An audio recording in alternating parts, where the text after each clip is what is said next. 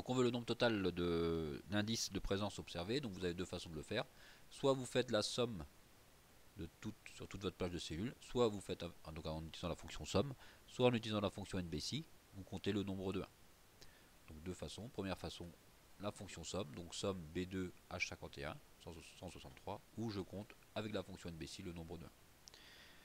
Déterminer le nombre de lieux où vous n'avez trouvé aucun indice. Donc pour faire cette question, on commence par lieu, on commence par chercher le nombre total d'indices, donc en faisant la somme par ligne. Donc après, il suffit de dérouler. Et on va chercher dans la colonne I, donc I2 jusqu'à I51, le nombre de fois où j'ai aucun indice, donc le nombre de zéros dans cette colonne-là. Donc je cherche le nombre de zéros dans cette colonne. Donc là, la fonction qui compte le nombre avec une condition, c'est donc la fonction NBC. Donc je compte dans la colonne I2, I151, le nombre de zéros. Donc j'ai 8 lieux sans indice. Déterminer les lieux, parmi les lieux où vous avez trouvé au moins un indice de présence, déterminer le pourcentage de présence forte.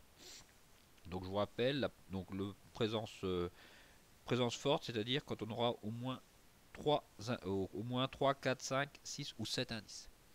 Donc je dois commencer, donc parmi les lieux où vous avez trouvé au moins un indice. Donc je commence par chercher les lieux, le nombre de lieux où j'ai trouvé au moins un indice. Donc c'est-à-dire quand mon nombre total va être supérieur à 1. Donc ça va être la fonction NBC et mon critère, ça va être donc au moins un indice. Donc mon critère, ça va être supérieur ou égal à 1. Donc j'ai 42 lieux où j'ai au moins un indice.